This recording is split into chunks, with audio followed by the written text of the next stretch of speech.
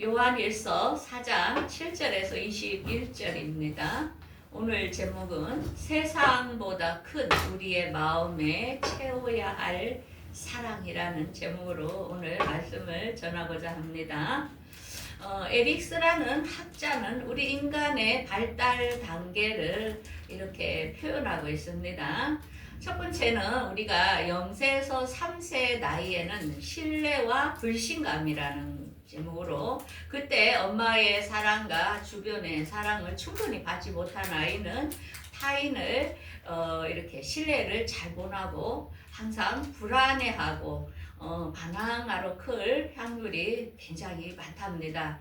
그래서 이 성장하는 단계를 굉장히 중요시 여긴 거죠. 그러면서 아이들이 이제 4세나 5세 되면 이제 자기 마음대로 하려고 하는 성질이 있죠. 그러면서 우리가 청소년기에 정말로 정체성이 혼란함으로 아주 반항아 같은 그런 시기를 또 지나면서 우리가 또 결혼과 그다음에 또 동시에 이제 나이가 들으면 이제 자신을 되돌아보는 인생의 주기를 표현하고 있습니다. 근데 이제 메슬로우라는 그 학자는 인간의 욕구를 또한 이렇게 5단계로 이렇게 표현을 했습니다. 우리 인간은 처음에는 생리적인 욕구, 먹을 게 없으면 안 되는 거죠. 그래서 먹고 또 안정적인 집이라든지 이런 또 소속감, 가정과 사회에 이런 소속감을 1, 2, 3단계를 채우지 못하면 그 위에 단계를 이렇게 못 가는 겁니다. 그래서 우리가 결혼을 하다 보면 부모들은 이 생리적인 욕구와 안정적 욕구를 자녀들에게 채워주기 위해서 요즘 같은 경우는 막 맞벌이를 하면서 굉장히 거기 먹고 사는 데에 중점을 많이 주지요. 이제 그러다 보니까 자녀들은 나를 좀 존중해줘, 내 의견을 좀 받아줘, 그러면서 자신의 인격체에서 존중해주기를 원하는데 부모들은 거기까지를 보지 못하고 이제 부모 보호 아래 이제 모든 것을 이끌라 하는 문제 때문에 우리 인간에게 많은 문제점들이 이렇게 발생하는 것을 알 수 있습니다. 근데 부모 역시도 이런 거를 배우지 못하고 그냥 부모가 되었고 결혼을 하다 보니 어떻게 해야 할 바를 몰랐던 거죠. 그래서 제가 이제 인생을 살아보이 느끼는 거는 우리가 교과서에 좀 넣어서 일찍부터 이렇게 또 대학을 못 가는 사람도 있기 때문에 가르쳤더라면 우리 부모들이 좀 부작용을 막지 않았겠나 하는 아쉬움을 느껴봅니다. 그래서 오늘날 이제 그 오은영 박사님과 심리 상담, 이호순 박사님의 그런 상담들의 문제점들, 가정들의 문제점들이 보면은 이혼한 가정에서 너무나 많은 자녀들이 문제를 일으키고 그 다음에는 이렇게 아이들이 이제 폭력을 행하면서 자녀가 부모를 때리고 이런 걸 보면서 정말로 놀라겠더라고요. 옛날에 우리 시대에는 어쩌다가 있을까 말까 하는 사건이었는데 요즘은 왜 아이들이 저 정도로 폭력적일까? 그걸 보면서 굉장히 정말 자녀를 키우는 것에 대하여 회의를 느끼고, 그 다음에 또 부모들은 자녀들에게 막 열심히 노력해가 재산이고 뭐고 다 퍼졌는데 결국에는 부모한테 자녀한테 효도도 못 받고 버림이 되게 되는 이런 가정들의 문제들을 보면서 우리 인간사는 자녀나 부모나 완전하지 못하는 사람들이구나. 우리가 아무리 잘한다 해도 완벽한 가정과 어떤 자녀와 이거는 만들 수 없다는 것을 봅니다. 그래서 이러한 문제 속에서 우리 성경은 어떻게 이야기하고 있는가? 우리 인간은 정말로 이 마음이라는 것이 세상보다 커다는 겁니다. 그래서 이 마음의 공유함은 세상이 뭘로 준들 채울 수가 없다는 거죠. 그래서 하나님께서는 내가 세상보다 크다. 그래서 너희들은 너희 안에 나를 채워라. 나의 사랑을 채울 때 너희들은 그런 사랑의 결핍이 됐을지라도 행복하고 바르게 살 수 있다는 것을 우리들에게 보여주는 게 오늘 본문의 말씀입니다. 그래서 하나님께서는 인간은 누군가를 의지할 때 그 대상자가 없어지면은 굉장히 그 외로움과 우울증과 이런 것을 경험합니다. 저도 고등학교 3학년 때 이제 우리 언니 엄마 한꺼번에 이렇게 다 돌아가시면서 그 외로움, 공허함 이거를 한 3년을 넘도록 겪었는데, 그래서 제가 그때부터는 이렇게 사람을 너무 밀착적으로 좋아하지 않게 되었어요. 왜냐하면 그 휴증이 너무 크기 때문에 이거는 이 경계라는 선 이걸 정확히 해야 되겠구나. 그렇게 할 때 자기도 사는데 거기에서 이렇게 못 빠져나오는 사람이 있어요. 그러다 보면은 그 인생이 잘못될 수도 있고 이런 것을 느낍니다. 그런데 이제 제가 가장 느꼈던 거는 이 하나님이라는 분을 알았기 때문에, 그 사랑이 컸기 때문에 그 가정을 이길 수 있었던 것 같습니다. 그래서 오늘 이 하나님의 사랑이 뭘까?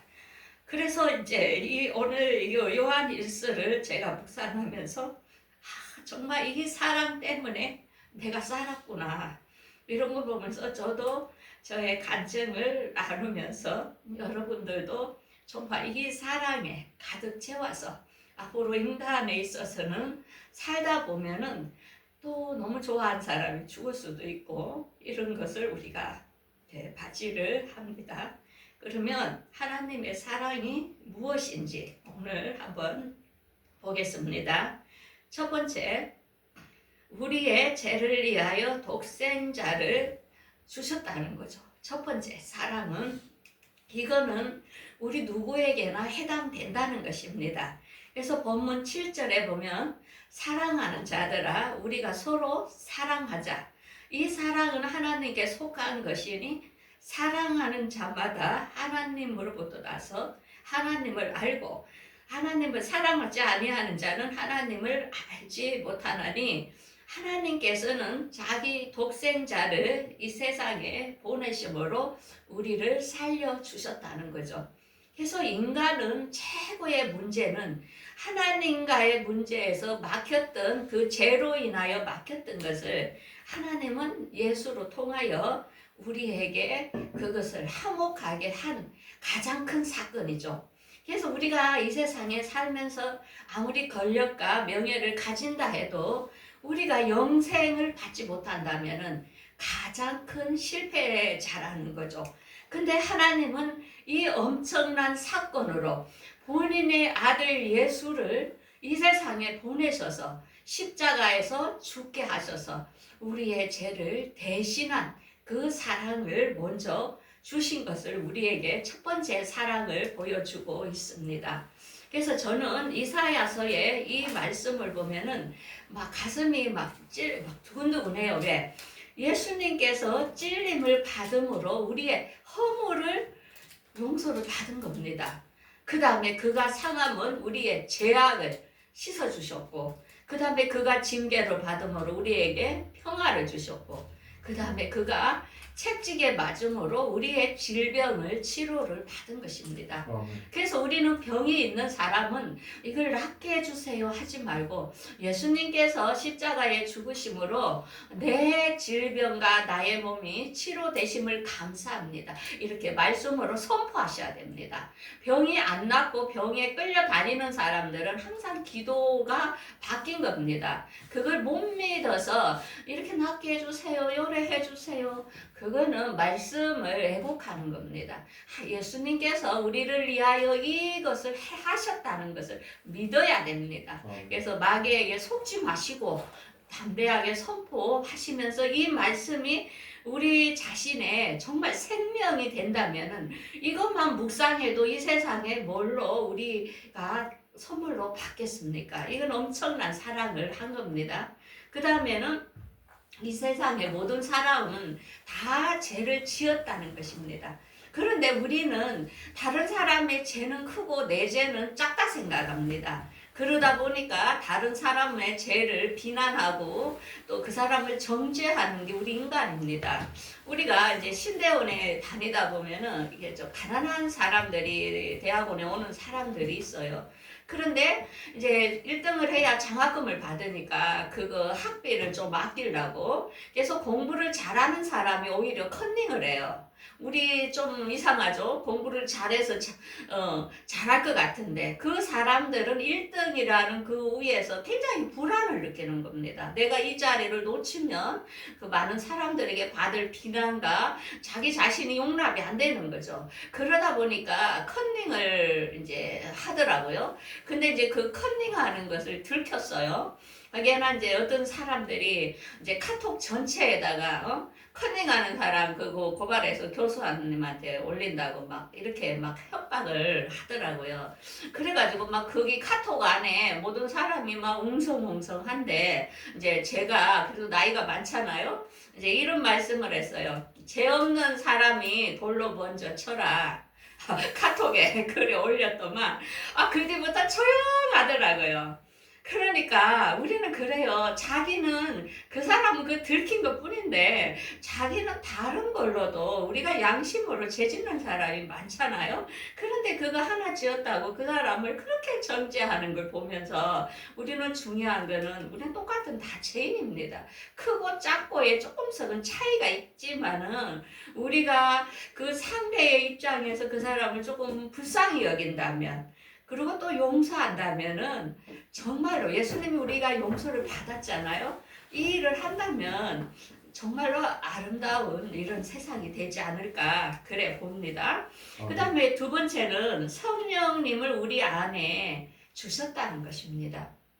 성령님께서 인간이라는 몸에 직접 오시는 그런 사랑을 주셨다는 것입니다. 조영기 목사님이 예전에 어떤 분이 하나님께 편지를 쓰려 하는데요. 그 주소가 어떻게 됩니까? 이렇게 묻더랍니다. 어떤 분이. 그래서 그 고민을 한참 하다가 이거 뭐라고 내가 다음 주나 이렇게 이야기해 줄게요.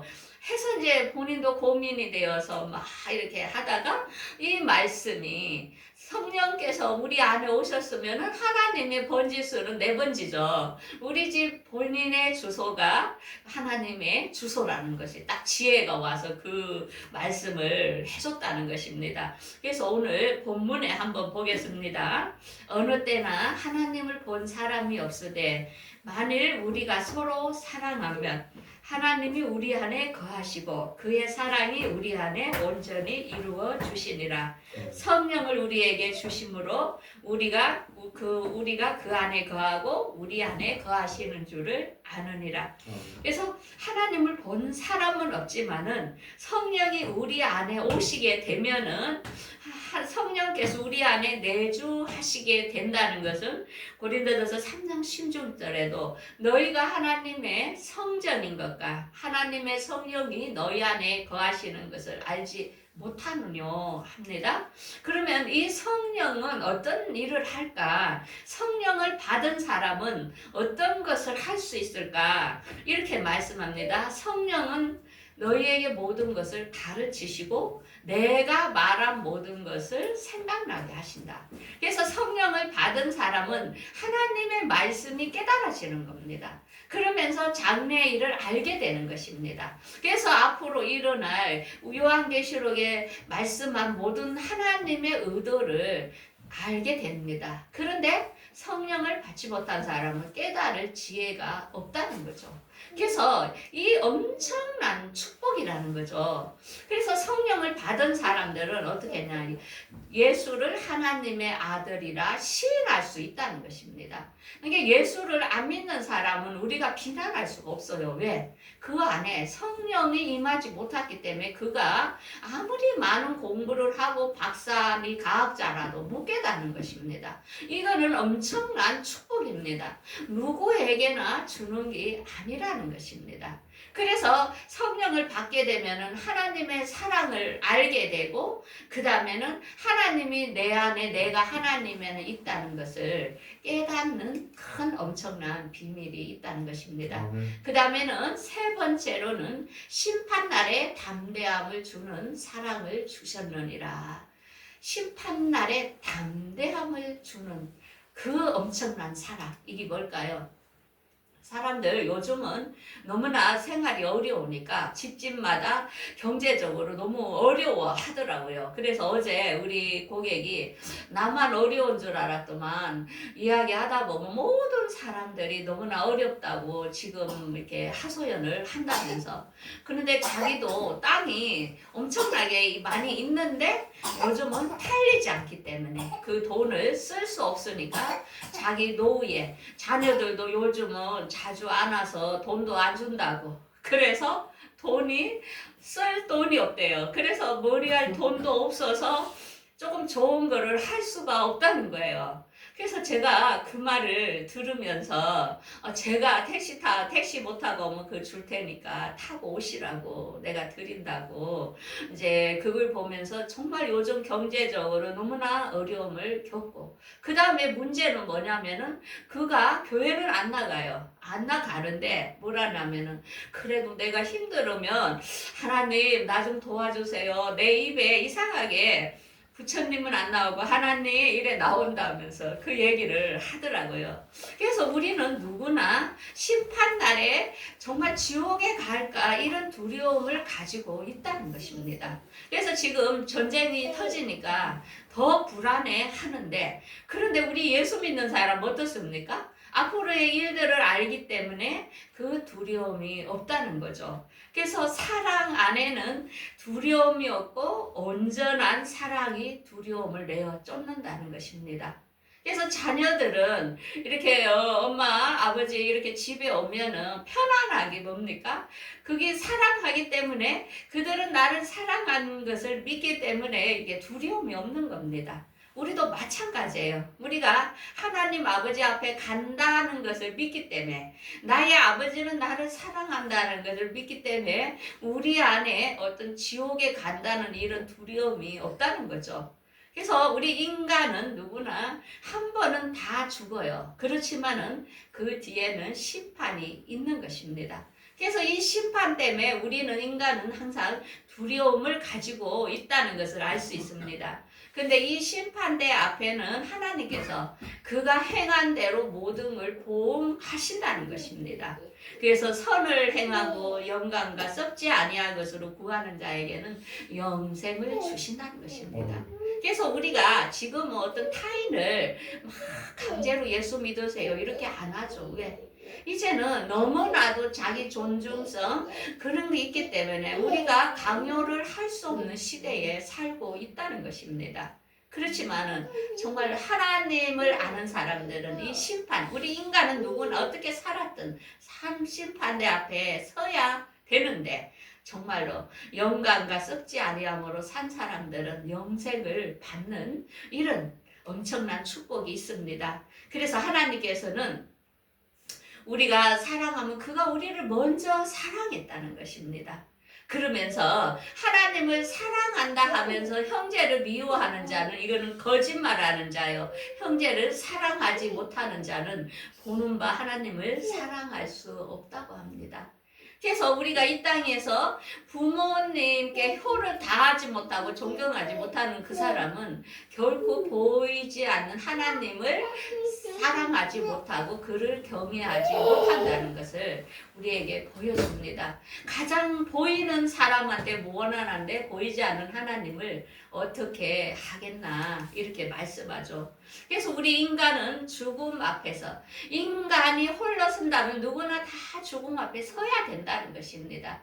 그래서 우리가 잘 아는 106세를 사는 그 김영수 교수님이 그런 말을 하더라고요. 내가 106세를 살다 보니 그동안의 모든 것은 다 필요 없더라. 내 영혼이 하나님 앞에 서더라 이거예요. 내가 과연 어떻게 살았느냐, 내가 선한 사업을 선한 행위를 하면서 살았느냐에 따라서 이 내 영혼에 두려움이 없고 기쁨으로 그 앞에 설 수 있다는 것입니다. 그래서 이번에 한 권사님이 며칠 전에 돌아가셨는데 그 권사님이 이제 죽음 앞에 오니까 모든 재산 정리를 하면서 그러면서 본인이 자기 남동생이 있는데 부모님이 그 남동생하고 뭘 하면서 그 남동생에게도 얼마를 좀 이렇게 해주라 보상을 그랬는데 자기도 살다 보니 그걸 잃어버리고 그냥 살았던 겁니다. 근데 이제 나이가 돼서 죽음 앞에 서니까 그것이 이제 항상 마음속에 찝찝하죠. 그러니까 내가 이 세상을 떠나기 전에 내가 잘못한 거는 다 처리를 해야 되겠다 싶어서 그 남동생에게 400만 원을 이렇게 줬나 봐요. 그러니까 그걸 또 딸이 엄마가 또 그걸 뭐 잘못해서 줬다고 또 거기 전화해가 그걸 또 도로 받아온 거예요. 그러니까 그 엄마가 속이 상해서 내가 주고 싶어 주는데 지가 뭔데 내 거를 이래라 저래라 한다고 아주 그냥 화가 났는데 그런데 그냥 돌아가신 거예요. 그래서 제가 그걸 보면서 뭐를 느꼈냐면은 사람은 이 모든 걸 다 정리하고 내한테 빚진 거라든지 내가 잘못한 거는 다 풀고 가고 싶구나. 그래서 그 어머니가 그렇게 한 건데 왜 딸이 그랬을까? 그러면 또 그 남동생도 얼마나 또 마음이 상했겠나. 이런 걸 보면서 우리가 그 돈이 뭔데 그렇게 집착해가지고 서로가 마음을 상하게 하는가 이걸 보면서 정말로 우리가 하나님 앞에 담대함 우리에게 부활의 소망이 있기 때문에 하나님께서는 우리 마지막 날 우리를 다시 부활시킬 그 소망을 우리에게 주시고 그게 어느 나라 새하늘과 새 땅의 나라를 우리에게 주셨다는 것입니다. 그래서 그 새하늘과 새 땅은 어떤 것이냐면 이것이 완전한 것이죠. 우리 모든 눈에서 눈물을 닦아주시고 이제 사망과 애통함이 없는 그런 곳을 우리에게 주신 것을 알 수 있습니다. 그래서 오늘 본문을 보면서 하나님은 우리에게 이 엄청난 사랑을 주셨다는 것. 예수 그리스도를 완전한 예수 그리스도를 주셨고 그 다음에 하나님이 직접 우리 안에 와 계셔서 우리를 떠나지 아니하고 함께 한다는 거죠. 그러면서 새하늘과 새 땅 우리 이 세상은 잠시 살다 가지만은 새하늘과 새 땅이라는 이런 엄청난 것을 우리에게 주신 것을 알 때에 우리가 이 세상에서 좀 더 부족한 게 있지만은 우리가 서로를 용서하지 못하고 서로를 사랑하지 못할 일이 어디에 있겠다는 거죠. 그래서 우리 예수님께서 가장 큰 완성은 뭐냐? 새 계명을 너희에게 주노니 서로 사랑하라는 것입니다. 그렇게 할 때에 너희가 내 제자라는 것을 인정해 주겠다는 것입니다. 그래서 우리는 이제 앞으로 누가 먼저 갈지 모릅니다. 또 다른 팬데믹이 온다 합니다. 근데 이거는 엄청나게 죽기 때문에 백신도 없고 굉장히 위험한 것이 이제 온대요. 그렇기 때문에 우리가 지금 살았다 하지만 살았다고 할 수 없는 것입니다. 왜? 누가 먼저 갈지 우리는 아무도 모릅니다. 그렇지만은 여러분 각자 하나님 앞에 서야 된다는 거. 그때에 여러분들이 어떻게 살았느냐에 따라서 두려움 없이 그분께 안길 수 있고 그분을 사모하고 가슴 설레면서 그곳에 들어갈 때 얼마나 행복한 사람이겠습니까? 그래서 오늘 본문 말씀을 여러분들도 묵상하면서 정말 내 인생을 뒤돌아보면서 이제는 다시 한번 내가 사랑하는 사람이 되겠다 하는 그런 마음가짐을 갖는 삶을 살아가기를 바라겠습니다. 기도하겠습니다.